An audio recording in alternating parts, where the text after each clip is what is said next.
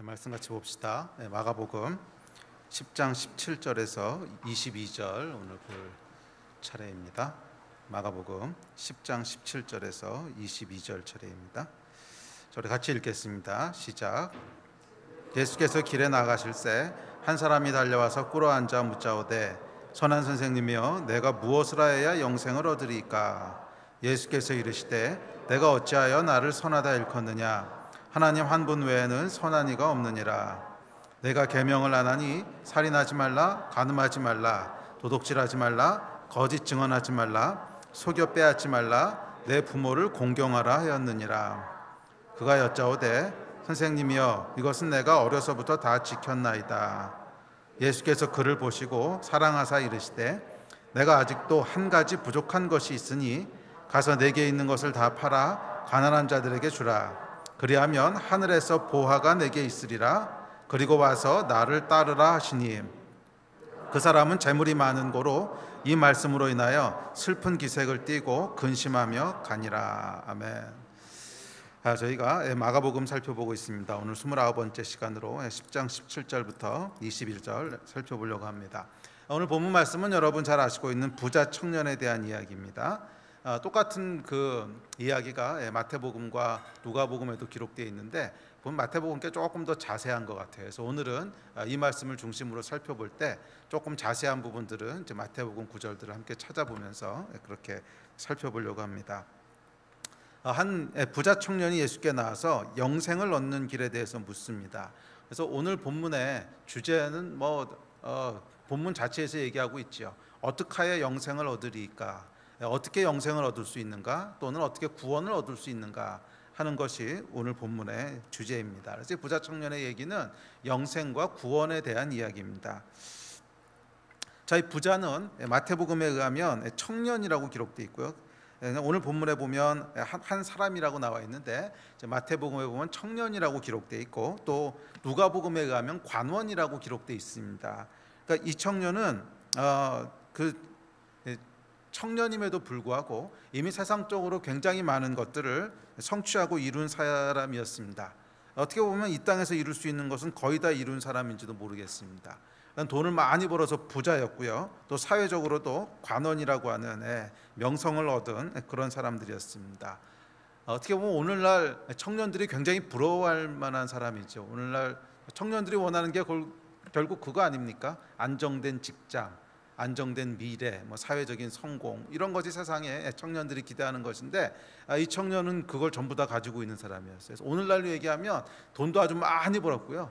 그러니까 벤처를 해가지고 그냥 돈을 엄청 벌었는데 청년 때 이미 국회의원에 당선됐어. 이런 거잖아요. 부자이면서 관원.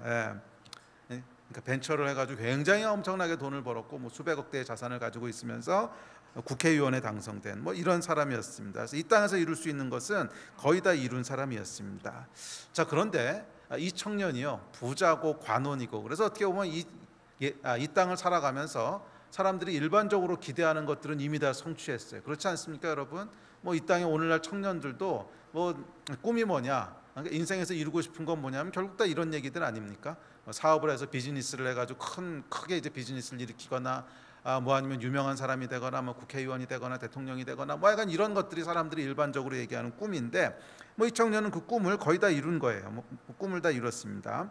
그런데도 불구하고 이 청년 안에는 뭔가 부족하다고 느꼈던 것 같아요. 그렇지 않다면 예수님 앞에 왜 나왔겠습니까? 그 삶이 완전히 만족스럽고 그렇지 this is life 이러고 있었다면 나올 이유가 없죠. 근데 예수님 앞에 나와서 어떻게 하여 영생을 얻으리이까? 또 마태복음은 어떻게 하여 구원을 얻으리이까? 이렇게 물어보는 것을 보면 분명히 뭔가 부족하다고 느꼈던 거예요. 그래서 마태복음 19장 20절에 보면 이렇게 물어봅니다. 시작. 그 청년이 이르되 아직도 무엇이 부족하니까?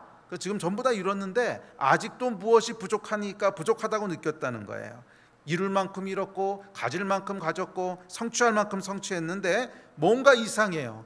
인생이 꽉 찬 느낌이 들 줄 알았는데 뭔가 부족한 느낌이 드는 거야. 꽉 찰 줄 알았는데 인생이 이렇게 성공하고 내가 원하는 것들을 다 이루면 인생이 만족스러울 것 같았고 꽉 찰 것 같았고 더 이상 나는 할 게 없어 이럴 줄 알았는데 그렇지 않더라는 거예요. 아직도 무엇이 부족하니까 삶 가운데 채워지지 않는 가만히 있어봐. 이게 다가 아닌 것 같은데, 이것만 이루면 행복할 줄 알았는데 이게 다가 아닌 것 같은데, 뭔가 부족함을 느낍니다. 그래서 선행도 열심히 했던 것 같아요. 선행도 열심히 했던 것 같아요. 그러다가 이 선행을 열심히 하는 중간에 보니까 선한 선생 예수라는 사람이 나타났대요. 그래서 선행에 대한 것, 선한 일을 묻고자 예수 앞에 나옵니다. 그래서 마태복음 19장 16절에 보면 이렇게 질문합니다. 시작. 내가 무슨 선한 일을 하여야 영생을 얻으리까? 그러니까 이 청년이 삶이 꽉 찬 것 같은 느낌일 줄 알았는데 아니더라는 거예요. 뭔가 부족함을 느끼면서 이제 구원에 대한 갈망을 느끼기 시작합니다. 이것이 인생이 다가 아닌 것 같은데, 유대인이었으니까 당연히 하나님을 믿었겠죠. 하나님이 창조하신 인생이 이게 다가 아닌 것 같은데, 그래서 열심히 선행을 합니다. 열심히 선행을 하면서 무슨 선한 일을 해야 과연 영생을 얻을 수 있을까? 어떤 선한 일을 하여 구원을 얻을 수 있을까? 그래서 선한 선생 예수 그리스도를 찾아오게 됩니다. 부와 성공으로 채울 수 없었던 부족함을 선행으로 채울 수 있다고 믿었습니다. 또한 오늘 본문 19절 20절에 보면 이렇게 얘기합니다. 19절 20절입니다. 시작. 내가 계명을 안 하니 살인하지 말라, 간음하지 말라, 도둑질하지 말라, 거짓 증언하지 말라, 속여 빼앗지 말라, 내 부모를 공경하라 하였느니라. 그가 여짜오되 이것은 내가 어려서부터 다 지켰나이다. 이 청년은요 또한 교회 오빠였어요. 어려서부터 교회 열심히 다녔고요. 또 하나님의 계명도 다 지켰습니다. 오늘날로 얘기하면 어려서부터라고 했으니까 주일학교 때부터 암송왕 이런 거 다 했다는 거예요. 그래서 하나님 말씀 어겨본 적 없고 주일도 빠져본 적 없고 종교적으로도 아주 열심히 있었던 사람이었습니다. 그러니까 이 청년 여러분 어떤 사람인지 좀 그림이 그려지시지요.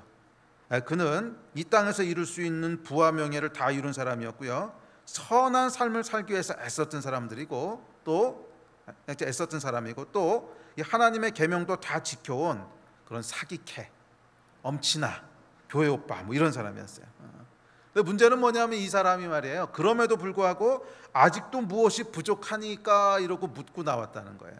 아직도 무엇이 부족하니까. 여러분 어떻게 생각하십니까? 이런 것들을 다 행한다고 하는데도 행한다면 여러분 어떻게 느끼실 것 같아요? 많은 사람들이 세상 사람들이 그렇게만 살 수 있으면 더 이상 뭐가 부족하겠어? 그렇게만 살 수 있으면 인생이 완벽한 거지 라고 생각할 만한 그런 삶을 살았다는 거예요. 실제로 삶도 이제 경제적으로도 넉넉했고 사회적으로도 성공했고 그렇다고 나쁜 사람도 아니야. 열심히 구제하고 봉사하고 기부하고 열심히 했다는 거야. 또 신앙생활도 열심히 했어요. 교회 나와서 어려서부터 교회 내에서 자라면서 열심히 신앙생활도 했습니다. 그럼 여러분 일반적으로 그 정도면 인생이 완벽하네. 더 이상 뭘 바라겠어. 그런데 막상 그렇게 살아왔던 이 청년이 예수께 나와서 묻는 것은 아직도 무엇이 부족하니까 아니더라는 거야. 인생이 꽉 찰 것 같을 줄 알았는데 부족하다고 느껴지더라는 거예요. 인생이 뭔가 아직도 부족했습니다. 그의 영혼에는 채워지지 않는 뭔가가 있었습니다. 그래서 이 부족함이 이 청년을 예수 앞에 나오도록 합니다. 그리고 예수께 묻습니다. 무엇을 하여야 영생을 얻으리까? 그래서 오늘 본문은 이 질문에 대한 내용이죠. 그런데 결론부터 말씀드리면 결국 결론은 어떻게 됩니까? 22절에 보면 이렇게 결론을 맺습니다. 시작. 슬픈 기색을 띠고 근심하며 가니라. 비극으로 끝났어요. 결국 예수 앞에 나왔는데 원하는 것을 얻지 못하고 슬픈 기색을 띠고 근심하며 돌아갔습니다. 자, 이 이야기가 우리에게 시사하는 바가 있습니다. 이 청년이 했던 것들로는 구원에 이를 수 없더라는 거예요. 이 청년이 해왔던 그 세 종류의 일이 있지요. 세상적으로 성실하게 살면서 돈을 많이 벌고 유명한 사람이 되는 세상에서 성공하는 것, 두 번째는 선한 일을 행하는 것, 세 번째는 종교적 열심을 가지고 사는 것, 이런 것들을 가지고서는 구원에 이룰 수 없더라는 거예요. 이 엄친아 청년의 이야기는 인간의 삶에 부족한 것이 무엇인지를 이야기합니다. 인간은 여러분 이 땅의 돈이나 성공 또는 선한 행실 또는 종교적 열심, 그것 가지고는 채울 수 없는 부족한 게 있다는 거예요. 인간은 이것 말고도 이것 외에 인간이 정말 인간 되기 위해서는 필요한 절대적인 뭔가가 있다는 거야. 근데 이 청년은 지금 그게 부족하다고 느끼는 거예요. 가면서 돈도 많이 벌었고 선하게 살았고 종교적으로도 열심히 했는데 그래도 채워지지 않는. 그러니까 인간은 그것 이외에 뭔가 있다는 거죠. 뭔가 절대적으로 인간에게 필요한 것이 있습니다. 그것은 여러분 구원입니다. 구원. 그래요, 구원이에요. 인간은 여러분 구원이 필요한 존재입니다. 저와 여러분은 이 땅에서 아무리 많은 것을 성취해도, 아무리 선한 삶을 살아도, 아무리 많은 종교적인 열심을 가지고 뭔가 종교 행위를 해도 그것으로 구원에 이룰 수 없어요. 인간은 여러분 구원이 필요한 존재입니다. 아멘. 오늘 본문을 통해서 그럼 구원이 무엇인지에 대한 이야기를 함께 살펴봅시다.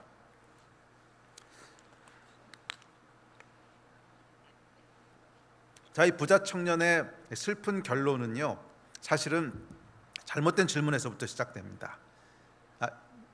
이 청년의 아마 그 근본적인 문제를 끄집어낸다면 아마 그 안에 있는 잘못된 질문에서부터 시작됐다고 그렇게 볼 수 있습니다. 그리고 슬프게도 이 잘못된 질문은 이 청년만 던지는 질문이 아니라 지난 2000년 동안 수많은 세상 사람들이 던져왔던, 그리고 오늘날 교회 안에서도 많은 사람들이 똑같이 던지고 있는 질문이기도 합니다. 그것은 17절의 질문인데 이렇게 묻습니다. 자, 우리 같이 읽어봅시다. 시작. 예수께서 길에 나가실새 한 사람이 달려와서 꿇어앉아 묻자오되 선한 선생님이여 내가 무엇을 하여야 영생을 얻으리이까? 자, 여러분 보이십니까? 이 청년이 던졌던 잘못된 질문은 뭐냐면, 구원을 얻고 싶은 건 좋아요. 구원을 얻고 싶어야지, 사람이 구원에 대한 갈망이 당연히 있어야겠죠. 그런데 무엇을 하여야 영생을 얻겠냐고 물어보는 거야. 그러니까 이 청년의 그 선지식 속에는, 이 청년의 믿음 속에는 뭐가 있냐면, 구원은 무엇을 하여서 얻는다라고 하는 그 명제가 있는 거예요. 내가 무엇을 하여야 구원을 얻으리까? 내가 무엇을 하여야 영생을 얻으리까? 그래서 구원 또는 영생을 무엇을 해서 얻는 거라고 생각하는 거예요. 그러니까 열심히 뭘 하는 거예요. 이 청년의 삶을 보면 참 많은 걸 했잖아요. 열심히 해서 돈도 벌었고, 열심히 해서 관원도 됐고, 열심히 뭔가 해서 선한 행실도 했고, 열심히 종교적인 행위도 했고, 참 많은 걸 했어요. 참 많은 행위. 그래서 이 선한 일을 더 많이 하고 싶어서 선한 선생 예수에게 나오는 거죠. 더 많은 일을 행할 수 있는 길을 나에게 좀 가르쳐 주십시오. 더 많은 선한 일을 행할 수, 구원에 이룰 수 있는 더 많은 선한 일을 할 수 있는 방법을 나에게 가르쳐 주십시오. 그래서 예수님 앞에 나온 것입니다. 그래서 이 청년의 근본적인 문제는 뭐냐면, 무언가를 행함으로 구원에 이룰 수 있다고 생각한 거예요. 무언가를 행함으로 구원에 이룰 수 있다고 생각한 거예요. 그래서 이 청년을 구원을 얻고자 정말 열심히 뭔가를 했습니다. 열심히 일해서 돈을 벌고 관원이 됐습니다. 자본주의자의 구원을 얻은 거죠. 또 선행을 많이 해서 옆에 사람들을 도와줬습니다. 사회주의자의 구원도 얻었어요. 야, 이 사람은 오늘날 자본주의 사회든지 아니면 사회주의 사회든지 간에 하여간 뭔가를 성취한 사람이야. 돈도 많이 벌고 관원도 됐고. 그런데 이 성취가 인생을 구원해 줄 것이라고 처음엔 믿었어요. 그래서 이렇게 하면 내 인생에 만족이 있을 거야. 인생의 의미도 있을 거고, 인생이 꽉 찬 것처럼 느껴질 거예요. 왜? 내가 꿈꿔왔던 것들을 성취하니까. 여러분도 그렇게 생각하지 않습니까? 무엇 때문에 열심히 여러분의 꿈을 이루려고 하십니까? 그 꿈을 이루면 뭔가 내 인생이 꽉 찬 것 같이 느껴질 것 같아서 그런 거 아니에요? 이거를 내가 성취하면 내 인생이 꽉 찬 것 같이 느껴질 거고, 내 인생이 의미가 있고, 맞아, 이것 때문에 내가 살았어 하는 그 얘기하고 싶어서 그런 거잖아. 이 청년도 교회 안에서 여러분들이 어려서부터 세뇌당해가지고서요, 세상에서 돈 벌고 성공하고 하는 거 만족을 주지 못해. 지식으로는 그렇게 생각하지만 만족을 주지 못할 것 같으면 왜 그렇게 열심히 그거 하려고 그래? 우리 안에 깊은 곳에는 그래도 그거 하면 만족이 있을 거라고 생각하는 거잖아요. 어쩔 수 없어요. 우리 자본주의 사회에서 태어나서 살았기 때문에 우리 인생을 꽉 차게 하고 의미 있게 하는 것은 내가 원하는 것, 내가 주체적으로 뭔가를 이루고 성취하고 하는 것을 통해서 만족을 얻을 거라고 그냥 우리는 다 그냥 내추럴리 그렇게 생각하고 사는 거예요. 아닌 척하지만 다 그 생각에 찌꺼기들이 우리 바닥에 있는 거잖아요. 자, 그래서 다행인지 불행인지 하여간 이 청년은요 그거를 성취한 거야. 근데 우리 중에 참 많은 사람은 불행한 게 성취를 못했죠. 성취를 못하다 보니까 아직도 꿈으로 남아있는 거지. 미련이 남아있는 거지. 저거 성취하면 될 거야, 이런 미련들이 남아있는데, 이 청년은 감사한 건지 불행한 건지 하여간 자기가 원하는 걸 다 성취한 거예요. 부자도 됐고 관원도 됐어요. 그런데 되놓고 보니까 아니더라는 거야. 이게 아닌데 채워지지 않더라는 거예요. 아직도 뭔가 부족하다는 거예요. 그래서 선한 일을 좀 해야 되겠다. 내가 이렇게 돈 버느라고 관원 되느라고 악착같이 살다 보니까 이제 마음 한 구석에선 캥기는 게 있는 거지. 이렇게 그러니까 나만 잘 먹고 나만 성공하겠다고 이렇게 사는 게 과연 옳은 건가? 주변에 있는 이웃들은 어떻게 되는 거지? 캥기는 양심이 있습니다. 그래서 이제부터 선행을 해야 되겠다. 그래서 뭐 선행을 열심히 했던 것 같아요. 열심히 하고, 그래서 이 선행에 대한 것들을 더 배우고자 예수께 나와서 질문하는 거죠. 자, 그런데 이 질문에 대해서 예수께서 뭐라고 답하십니까? 18절입니다. 시작. 예수께서 이르시되 내가 어찌하여 나를 선하다 일컫느냐? 하나님 한 분 외에는 선한 이가 없느니라. 근데 이게 아주 싸늘한 얘기를 하십니다. 하나님 한 분 외에는 선한 일이 없다는 거예요. 그 얘기는 뭐예요? 인간은 선해질 수 없다는 거야. 오직 하나님 한 분만 선하시고 인간은 선해질 수 없다는 거야. 이 청년 여러분, 열심히 선한 일을 해서 구원을 얻겠다고 하는 건 뭐예요? 선한 일을 해서 선한 사람이 되고 싶다는 거잖아. 그러면 선한 하나님이 나를 구원해 주실 거다. 뭐 그냥 이제 인간들이 보편적으로 갖고 있는 구원론이죠. 선한 일을 많이 해서 내가 선한 사람이 되면 그럼 신도 나를 구원해 줄 거야. 신도 나를 인정해 줄 거야. 그런데 예수께서 찬물을 확 던지십니다. 선한 이는 하나님 한 분밖에 없다는 거예요. 그 얘기는 인간은 절대로 선해질 수 없다는 거야. 인간은 어떤 선한 일을 해도, 어떤 선행을 해도 절대로 구원에 이룰 수 없다는 거예요. 왜냐하면 여러분, 구원은요 선행의 문제가 아니라 영의 문제이기 때문에 그래요. 이 차이를 여러분 아십니까? 이게 복음이에요. 구원은 선행의 문제가 아니라 영의 문제이기 때문에 그래요. 선한 일을 행함으로 선한 영이 되는 게 아닙니다. 선한 영을 받은 사람들이 선한 일을 하는 거지. 이걸 거꾸로 생각하는 거야. 선한 일을 한다고 해서 저와 여러분이 선한 영이 되느냐? 아니, 그렇지 않다는 거야. 당연히 하나님의 나라에는 소위 선한 영만 들어가는 거예요. 옳은 영만 의인의 영만 들어가는 거야. 선한 영이 들어가는데, 사람들은 여러분 선한 일을 행해서 선한 영이 될 수 있다고 생각을 해. No way, 그렇지 않다는 거예요. 예수께서 하신 말씀은 온 우주에 선하신 분은 하나님 한 분밖에 없어. 온 우주에 선한 영은 하나님 한 분밖에 없어.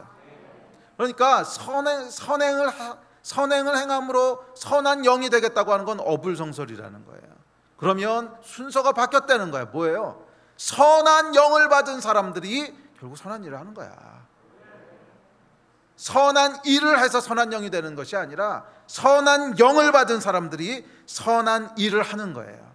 그래서 구원은 여러분 선한 일을 열심히 해서 예수를 닮아가는 것이 아니에요. 이거는 인본주의자의 생각이고, 구원은 선한 영이신 하나님을 받아들이는 거야. 선한 영이신 예수의 영을 영접하는 거야. 그래서 여러분 구원을 영접한다 그러잖아요. 그러면 그 선한 영이 내 안에 들어오셔서 나로 선한 일을 하게끔 만드시는 거지.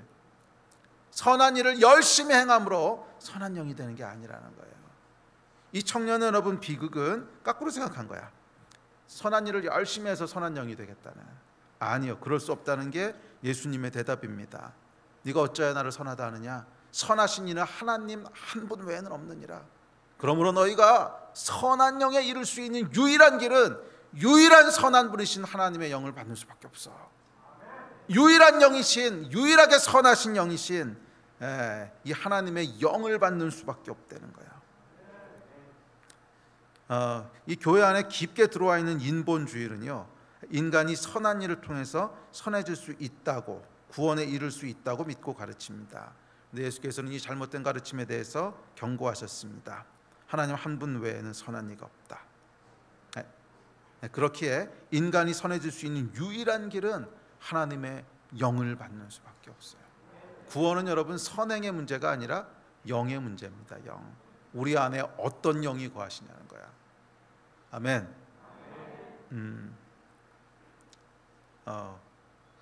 다시 한번 이야기합니다. 기억하십시오. 선한 일을 행함으로 선한 영이 되는 것이 아니라 선한 영을 가진 사람이 선한 일을 하는 거예요.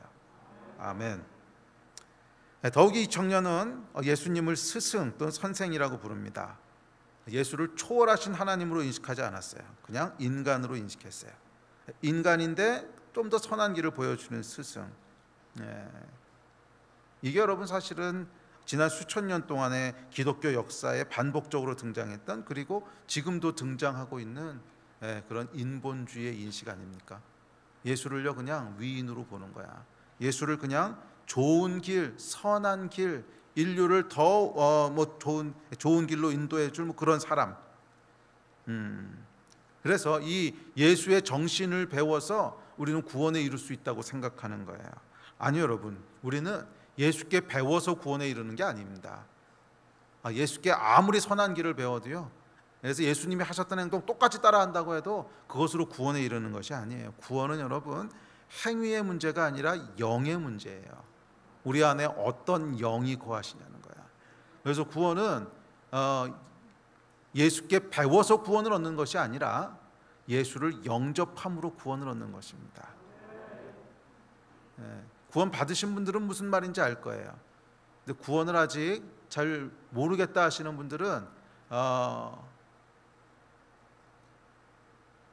경험을 해보셔야 됩니다. 예수를 영접하는 게 뭔지, 예수를 영접하셔야 돼요. 그 영을 받으셔야 돼요. 그래야 구원에 이루는 줄 믿습니다. 구원은 여러분 배움의 문제가 아니라 영의 문제입니다. 아멘. 아마 21세기 교회가, 기독교가 당면한 가장 큰 위기 중에 하나는 저는 단연코 인본주의의 도전이라고 믿습니다. 인본주의의 도전. 인본주의란 뭐냐면 인간의 힘과 노력으로 구원에 이르려고 하는 시도예요. 아주 간단하게 얘기하면 인간의 힘과 노력으로 구원에 이른다. 인본주의, 인간이 근본이다 하는 거잖아. 인간이 중심이 돼서 뭔가를 하고 깨닫고 그러므로 구원에 이르려는 시도예요. 이제 그런 의미에서 이 청년은 인본주의의 어떤 대표적인 사람입니다. 근데 이 인본주의에서 얘기하고 있는 구원은 기독교의 구원하고는 결이 다릅니다. 영원한 생명, 천국 이런 것이 아니고 인본주의의 구원은 이 땅의 것입니다. 유토피아, 더 나은 세상, 인간의 참 인간다움의 회복, 이런 거예요. 그런 것들이 인본주의의 구원입니다. 그런 의미에서 이 청년의 삶은 인본주의자의 전형적인 모습을 보여줍니다. 이 청년은요 땅에서 참 성실한 사람이었습니다. 이 땅에서 할 수 있는 것들을 다 이루고 성취한 사람이었어요. 돈도 많이 벌고 관원도 됐습니다. 둘째, 선행도 많이 합니다. 셋째, 구원에 대한 관심도 있습니다. 그 구원이 무슨 구원인지 모르겠지만 하여간 구원에 대한 관심도 있습니다. 종교적인 열심도 있습니다. 율법도 다 지켰고 심지어 예수 앞에도 나옵니다. 선한 선생 앞에 나옵니다. 이것이 여러분 인본주의자의 모습이라는 거예요. 이 땅에서 모든 할 수 있는 것들은 다 착실하게 잘하자는 거야. 그럼 목사님, 구원은 이 땅에서는 착실하지 않게 막 살아도 된다는 뜻입니다. 그런 뜻은 아니에요. 아까도 얘기했던 순서가 바뀐 거야. 선한 일을 행함으로 선한 영에 이르는 것이 아니라 선한 영을 받아서 선한 일을 하는 거예요. 그러니까 당연히 구원은 막 살아도 된다는 것은 아닙니다. 그런데 구원의 핵심은요, 이 땅에서 무언가를 행함으로 성취되는 게 아니에요. 구원의 핵심은 이 땅에서 무언가를 행함으로. 오늘날 교회 안에도 이런 신앙들이 참 생각보다 많습니다. 그래서 기독교를 인본주의적 이상을 실현시키는 것으로 이해합니다. 우리야 한 교회에서 이제 비슷한 신앙의 칼라를 가지고 신앙생활을 하니까 그런 기독교가 있어. 근데요, 밖에 나가 보면 별하별 기독교가 다 있어요. 밖에 나가 보면 정말 별하별 기독교가 다 있어. 어떤 기독교는 굉장히 요즘 약간 유명한 데더라고요. 그 인터넷에 보니까 팔로워도 엄청나게 많고. 그런데 이렇게 그 교회에 대해서 제가 이제 어떤 분이 한번 좀 보라고, 그게 어떻게 생각하냐고 이제 물어봐서 제가 이렇게 그 목사님 설교도 들어보고 그쪽 이렇게 들어보니까 이 사람이 목사인지 인문학자인지 모르겠어. 도대체 무슨 구원을 얘기하는지를 잘 모르겠어요. 천국, 영 이런 얘기는 한마디도 없고요.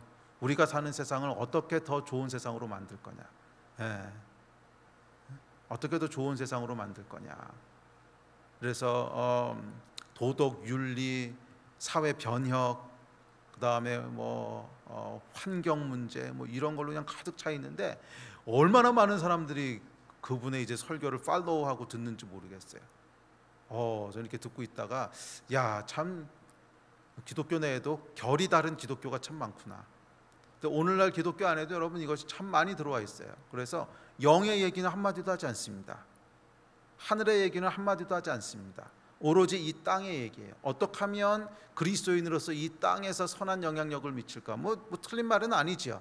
그런데 모든 관심이 다 땅에 있었다는 거예요. 물론 예수님께서 이 청년한테요 욕하지 않으셨습니다. 사랑하셨다 그랬지. 잘못한 건 아니에요. 잘못한 건 아닌데 부족한 거지. 틀린 말은 아닐 수 있어. 그렇지만 구원에 이르는 길은 아닌 거잖아요. 오늘날에도 여러분 교회 안에 이런 인본주의적인 생각이 얼마나 많이 들어와 있는지 몰라요. 어떻게 하면 이 땅에서 더 선한 삶을 살고, 어떻게 하면 이 땅을 더 사람 살만한 곳으로 만들고, 어떻게 하면 이 땅을 더 평등하게 만들고 공의롭게 만들고, 어떻게 하면 이 땅을 더 환경에도 관심이 많습니다. 그래서 어떻게 하면 이 환경을 더 보호하면서 살 것이고, 이런 이야기들이 가득한데 영에 대한 이야기는 없어.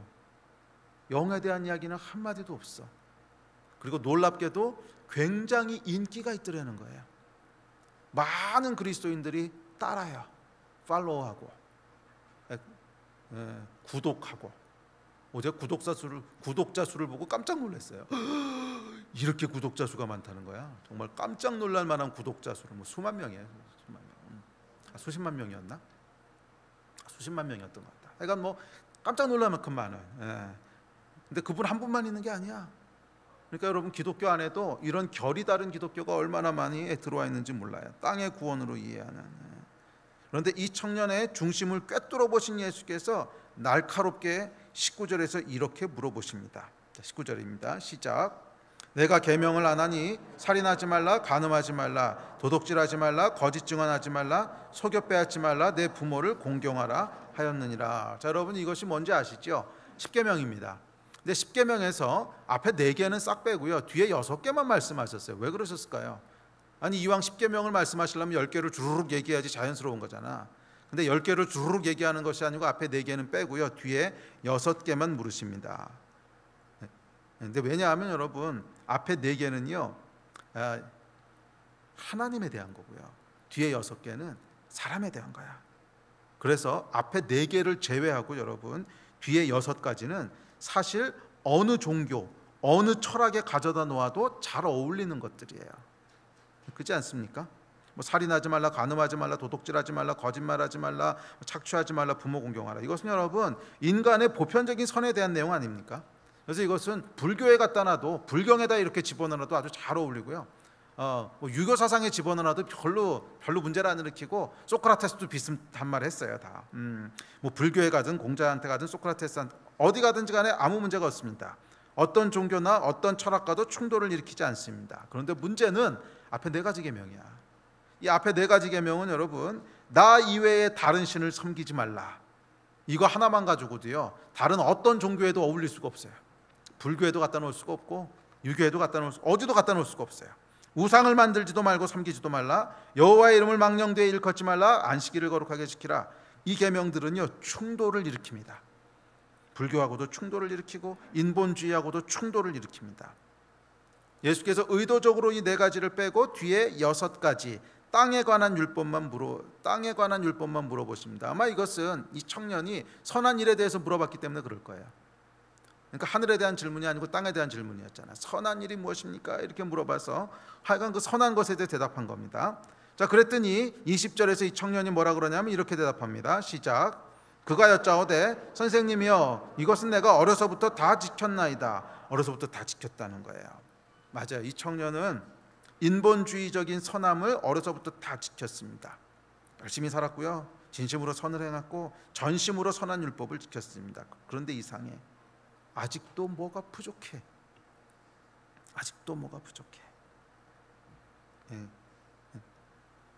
이게 뭐냐면 여러분 인간의 인본주의의 한계예요. 인간은 영이기 때문에 인본주의만 가지고는 부족하다고 느끼는 거야. 이 땅에서 아무리 성실하게 살아도, 아무리 성공해도, 아무리 착하게 살아도, 아무리 종교 행위를 열심히 해도 그것으로 만족하지 못합니다. 아직도 무엇이 부족하니까. 특히 여러분 죽음 앞에 서게 되면 더욱더 그렇지 않습니까? 그래서 이 청년이 뭐라고 물어봐요? 구원이라고 표현 안 하고 영생을 얻으리까 이러고 물어봐요. 삶과 죽음에 대한 고민이 있었다는 거지. 삶과 죽음에 대한. 그래서 이 구원을 영생이라고 표현한 것을 보면 의미가 있습니다. 이 청년의 고민이 삶과 죽음의 경계선까지 이른 거예요. 오케이, 열심히 일해서 부자가 됐어. 뭐 사회적으로 성공해서 뭐 관원도 됐어. 이 땅에서 이룰 거 다 이뤘어. 선행, 사람들의 칭찬 들을 정도로 많이 했어. 뭐 율법, 종교행위도 열심히 했어. 그런데 이런 것들이 죽음을 뛰어넘을 수 있게 해줄까? 죽음을 뛰어넘을 수 있게 해줄까? 고민이 여기까지 이른 것입니다. 그리고 여러분, 사실은 이것이 전도서에서 솔로몬의 고민이었잖아요. 다 이루었어, 다 가졌어, 다 성취했어, 뭐 다 해봤는데 결국 삶과 죽음의 경계선까지 고민이 딱 이르니까 그 다음은 뭐지? 넘어갈 수 없더라는 거예요. 아무리 고민해도 넘어갈 수 없더라는 거예요. 이 청년의 고민도 여기까지 이른 거예요. 그래서 예수님께서 사랑하셨어요. 기특하게 보셨다는 거예요. 어이, 젊은 청년이 어떻게 거기까지 고민이 이르렀을까? 네, 보통 젊었을 때는 그냥 앞만 보고 달리잖아요. 그래서 지금 이런 것들 이루고 성취하고 선하게 살고 뭐 이렇게 살고 있으면 잘 산다고 생각하고 달려갈 텐데, 이 청년은 고민이 그것보다 훨씬 더 멀리까지 이른 거야. 삶과 죽음의 경계선까지 고민이 이른 거예요. 그래서 예수께서 사랑하사라고 말씀하십니다. 어이, 젊은 나이에 여기까지 고민이 이르렀어? 야, 이 녀석은 싹수가 있네. 그래서 제자로 초청하신 거잖아요. 나를 따르라. 이게 아무나 부르는 초청이 아니거든. 그 전에 여러분 보세요. 다른 이제 병자들은요, 돌아가라 그랬지 나를 따르라 그런 사람 많지 않아요. 네? 그러니까 돌아가서 딴 얘기하지 말고 그냥 조용히 있어, 뭐 이렇게 보내셨지 나를 따르라 이렇게 초청한 사람들 많지 않았거든. 근데 이 청년은요, 딱 집어서 너는 나를 따라라. 제자로 초청하신 거거든요. 이 표현이 뭔가 잘 생각해 보세요. 그 앞에 12 제자들을 부르실 때도 다 너는 나를 따르라고 부르셨어요. 제자로 초청하신 거야. 그러니까 나하고 같이 다니자 그러고 부르신 거거든. 자여간 예수님께서 이 고민을 굉장히 기특하게 보셨습니다. 삶과 죽음의 경계선까지 이르는. 여러분의 고민은 어떠십니까? 고민이 어디까지 이르셨습니까? 삶과 죽음의 경계까지 이르셨습니까? 땅과 하늘의 경계까지 이르셨습니까? 아니면 고민이 그냥 이 세상에서 먹고 사는 고민에, 또는 선한 사람이 되는 고민에 머물러 계시진 않습니까? 충분하지 않다는 거예요. 그거 가지고 충분하지 않다는 거예요. 우리의 고민이 이 경계, 삶과 죽음의 경계에 이르러야 비로소 우리는 인본주의의 한계를 맞닥뜨리게 됩니다. 인본주의의 한계를 맞닥뜨리게 됩니다. 그리고 그 한계 앞에서 예수 앞에 나오게 되는 거예요. 이 청년이 언제 예수 앞에 나왔나 봐. 한계에 다다른 거야. 고민에 쭉 가다 보니까 고민이 더 이상 진전될 수 없는 한계에 딱 다다른 거예요. 인본주의의 한계입니다. 오늘날 많은 인본주의자들이 여러분, 이 한계점까지 이르질 않아요.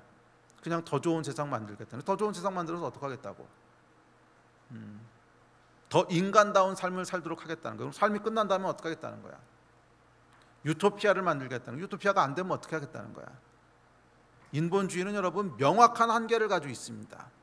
명확한 한계를 가지고 있어요. 삶과 죽음의 경계선에 가까워오면 가까워올수록 그 뒤에 부분에 대해서는 대답을 할 수가 없어요.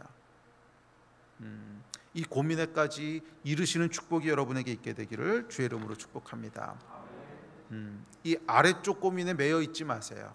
물론 뭐 우리가 매일매일 살아가는 삶을 무시할 수는 없지만 그것이 여러분의 모든 고민이라면 구원의 가능성이 없어요. 구원에 대한 갈망은 우리의 고민이 한계에 이르렀을 때 예수 앞에 나가게 되는 거예요. 아멘. 그래서 이 땅에서의 시간이 다 끝나면 어떡하실 거예요? 뭐 살아보신 분들 다 아시잖아요. 시간이 얼마나 빨리 가는지. 뭐 그냥 후루룩 흘러가잖아요. 후루룩 흘러가. 그럼 한 번만 더 후루룩 흘러가면 우리 다 이 땅에서의 시간이 끝나는데, 그럼 그 다음에 어떻게 하실 거예요? 이 시간에 대해서 고민하시기를 주의 이름으로 축복합니다. 아멘. 자, 그래서 약간 이 청년도 그런 올바른 고민 가운데 예수 앞에 나왔습니다. 그래서 이제 한 가지만 더 넘어가면 돼. 한 가지만. 딱 한 가지 남았어. 그래서 예수께서 사랑하셨어요. 그 한 가지만 넘어서면 얘는 진짜 될성 싶은 놈이거든. 참 열심도 있었고 고민도 진지했고 올바른 대상 앞으로 나왔어. 무엇보다도 예수 앞에.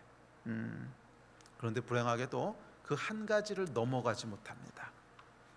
자, 그 한 가지가 무엇인지를 살펴보고 함께 기도합시다. 이 청년이 넘어가지 못했던 한 가지는 뭔가? 자, 이 청년을 향해 인본주의자를 향해 마지막 한 가지가 무엇인지 예수께서 직격탄을 날리십니다. 21절입니다. 우리 21절 같이 봅니다. 시작. 예수께서 그를 보시고 사랑하사 이르시되 내게 아직도 한 가지 부족한 것이 있으니 가서 내게 있는 것을 다 팔아 가난한 자들에게 주라. 그리하면 하늘에서 보화가 내게 있으리라. 그리고 와서 나를 따르라 하시니. 아멘. 아직 한 가지 부족한 게 있는데, 마지막으로 넘어가야 될 한 가지가 있는데, 그것은 뭐냐면 네게 있는 것을 다 팔아서 가난한 자들에게 주고 그러면 하늘에서 보화가 있을 거야.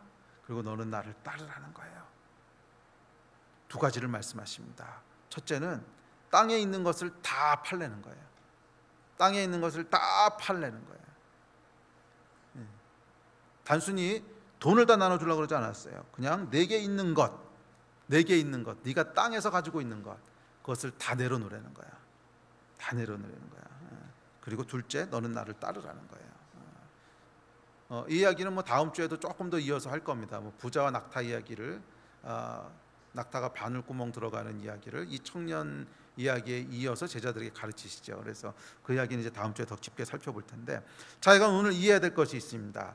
여기서 다 내려놓으라고 하는 것은 단순히 돈만을 의미하는 것이 아니에요.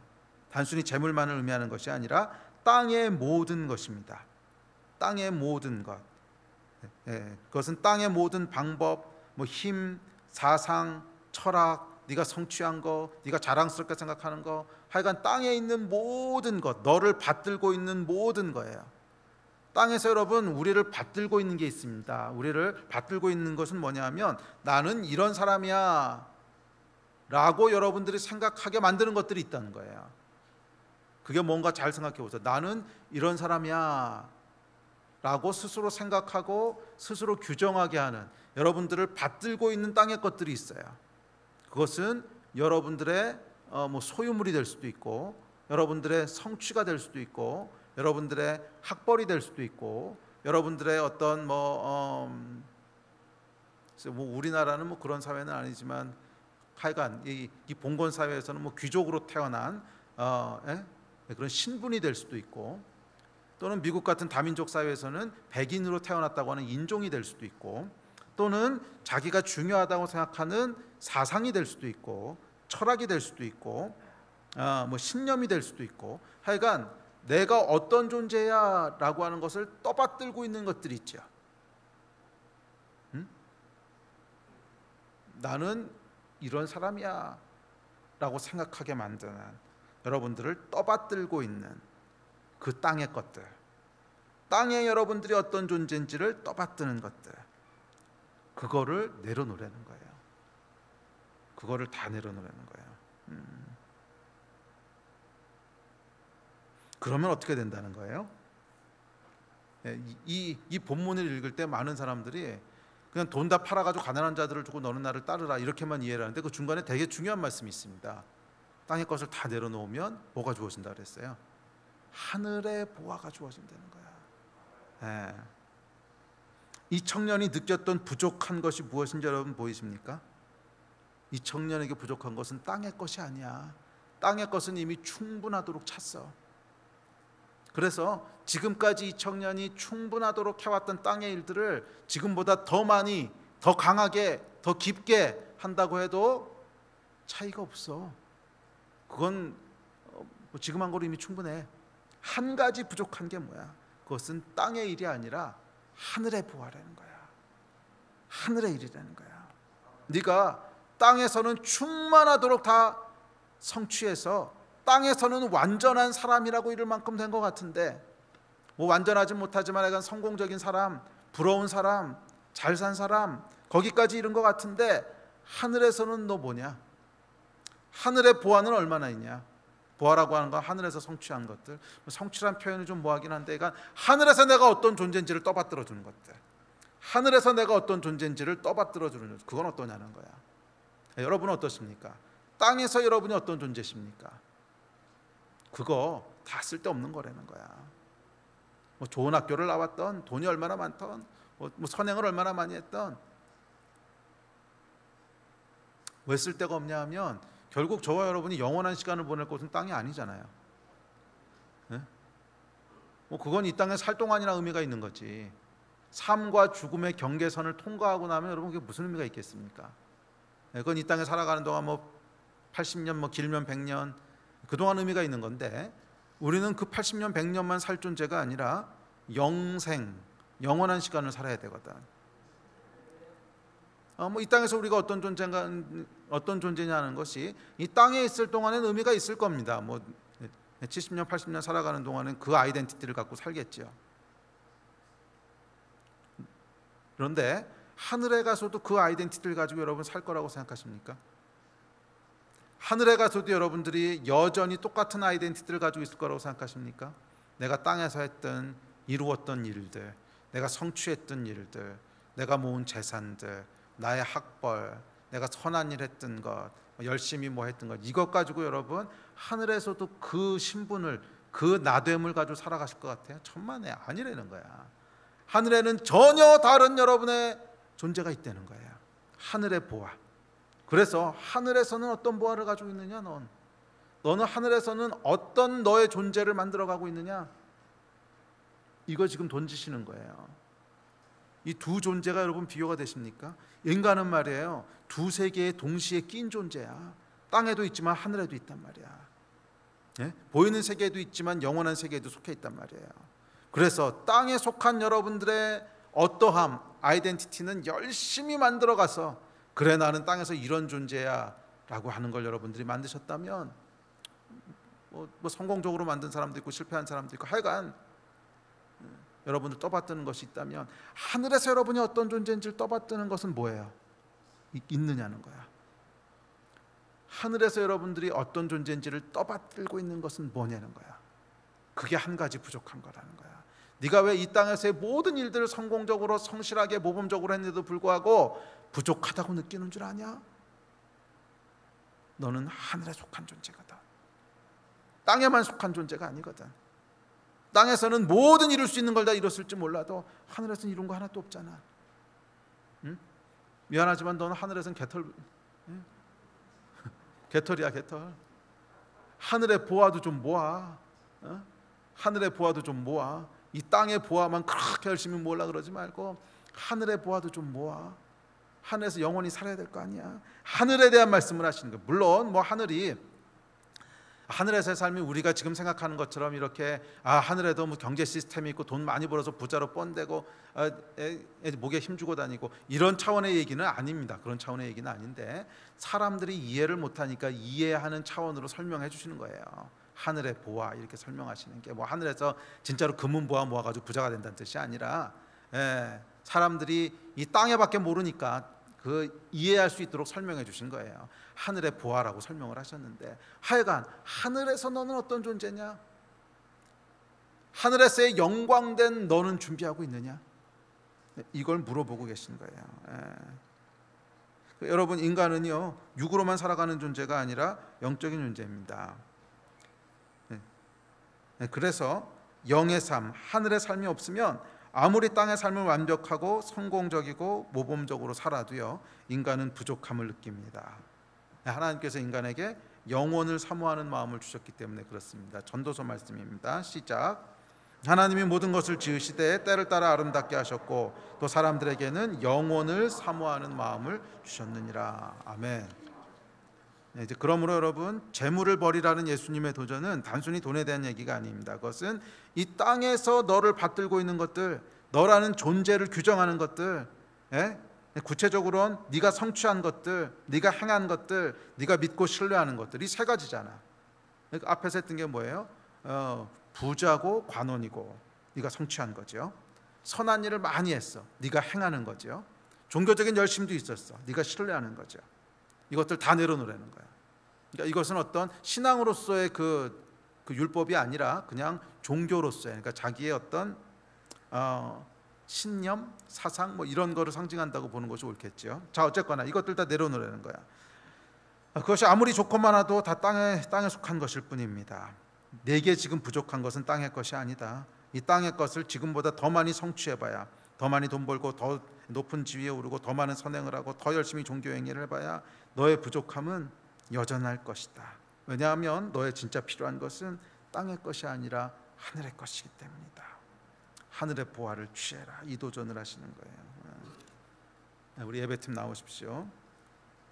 그리고 사실은 여러분, 이게 우상이에요. 우상 섬기지 말라는 두 번째 계명. 우상은 뭐냐면 이 땅의 삶을 위한 모든 것들을 다 우상이라 그러는 거예요. 이 땅의 삶을 위한 모든 것들을 다 우상이라 그러는 거예요. 그래서 그것은 재물이고 권력이고 사상이고 철학이고 내가 성취한 나의 자랑들입니다.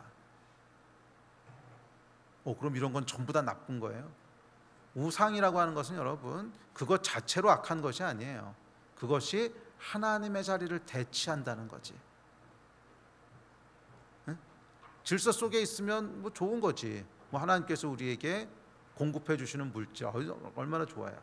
그런데 그 물질이 내가 어떤 존재인지를 규정해 주는 게 되게 되면 그때부터는 하나님 노릇을 하는 거야. 그래서 나는 이런 존재야 라고 만들어주는 것이 여러분에게 무엇인가 생각해요. 그게 여러분의 우상이에요. 나는 이런 존재야. 그게 어떤 사람에게는 돈일 수도 있고, 어떤 사람에게는 외모일 수도 있고, 어떤 사람에게는 명예일 수도 있고, 어떤 사람에게는 학벌일 수도 있고, 하여간 나는 이런 존재야 라고 떠받들어주는 것이 무엇입니까? 그게 여러분들의 우상이에요. 우상. 그래서 예수께서 도전하신 것은 우상을 내려놓으라는 거야. 아마 이 부자 관원에게는 여러 가지 것이 있었지만 가장 다미넌트하게 이 사람을 규정해 줬던 것은 부자라는 아이덴티티인 것 같아요. 그래서 여기도 부자 얘기가 계속 나오고 뒤에도 보면 부자와 바늘구멍 얘기를 하거든. 네가 나는 이런 존재야 라고 생각하게 만드는 가장 중요한 기둥이 너 돈 아니야. 그거 내려놔. 그럼 어떻게 되는 거지? 그럼 나의 나됨은 뭘로 규정하는 거지? 하늘의 보화로 규정하는 거야. 하늘의 보화로 규정하는. 너는 하늘에서 이런 사람이야. 너는 예수 안에서 이런 사람이야.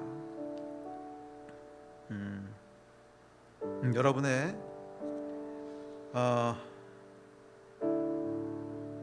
뭐 재물과 권력과 사상과 철학과 또 내가 성취한 모든 자랑들, 이런 것은요 다 인본주의자의 구원입니다. 이 땅에서의 구원이에요. 나의 나됨을 실현시켜주고 참된 인간의 인간됨을 실현시켜주고 좀 더 나은 삶을 만들어주고, 다 인본주의자의 구원인데 미안하지만 그건 우상이라는 거예요. 그래서 다 내려놓고 너는 하늘의 보화를 취하라. 할렐루야. 그래서 두 번째로 도전하시는 것은 나를 따르라는 것입니다. 이 이야기는 다음 주에 좀 더 자세히 살펴보겠습니다. 사실은 내려놓는 것이 핵심이 아니라 받는 것이 핵심이죠. 예수께서 가신 길을 따라오라는 거예요. 그 길은 땅의 영광을 취하지 않으셨어. 예수께서는 이 땅에서는 철저하게 낮은 자셨어요. 소유하신 것도 없었고 성취하려고 그러신 것도 없었고, 예수께서는 오로지 뭐를 추구하셨어요? 하늘의 것을 추구하셨어요. 아버지의 영광을 추구하셨어요. 아멘. 네, 그 길을 따라오라는 거야. 이게 구원이라는 거야. 여러분이 이 땅에서 누구십니까? 여러분이 누구라고 하는 것을 규정해 주는 것은 뭡니까? 여러분은 하늘에서 누구십니까? 하늘에서 여러분이 어떤 사람이라고 하는 것을 규정해 주는 하늘의 보화들은 마련하셨습니까? 아니면 하늘에 가봤더니 들어오긴 들어왔어. 근데 내가 어떤 존재인지를 규정해 줄 만한 게 아무것도 없어. 아무것도 없어. 백지야. 이건 여러분 부끄러운 구원이라고 성경이 얘기하죠. 불 가운데 얻는 것 같은 부끄러운 구원. 아무것도 없단 말이야. 아니 여러분, 정말 지혜로운 자, 인간은 영이기 때문에 여러분, 하늘에서 여러분들이 어떤 자이신지를 계속 규정하셔야 돼요. 그건 뭐야? 하늘의 보화를 쌓는 거야. 하늘의 보화를 쌓는 거야. 그래서 여러분, 이 부자 청년에 대한 마지막 구절이 뭐로 끝나는지 아십니까?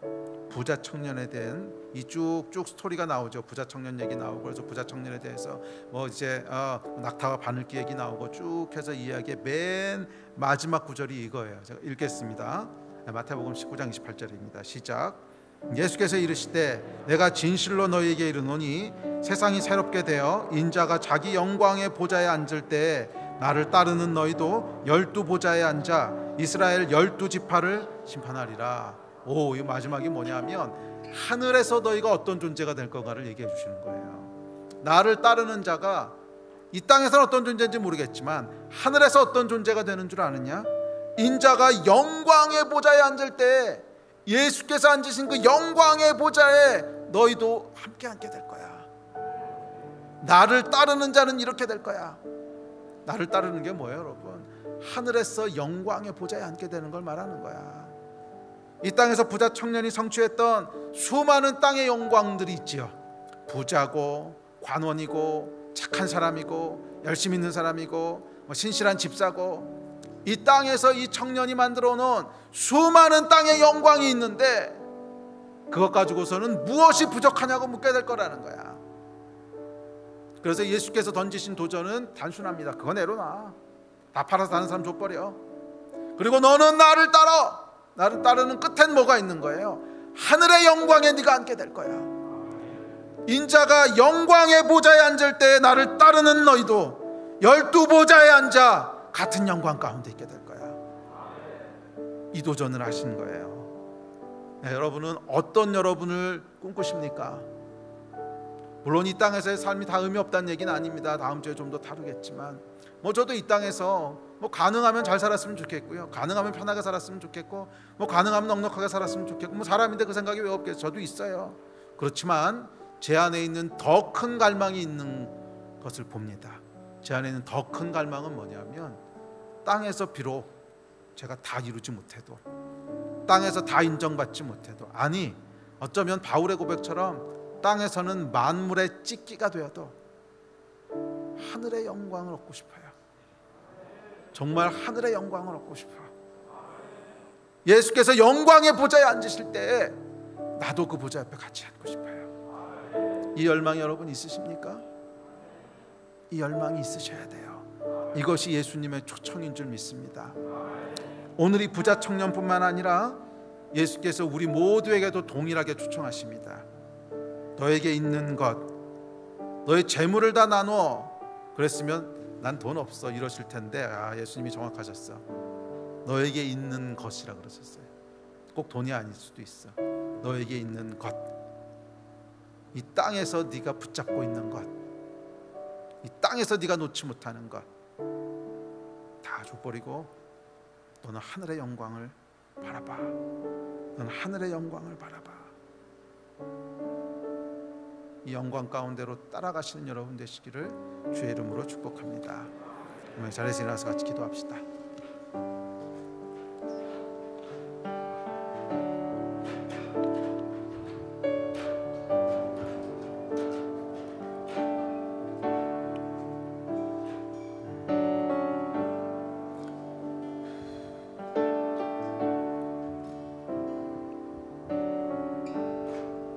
우리 함께 기도하실 때 예수님의 이 도전의 말씀을 좀 깊게 생각하면서 기도합시다.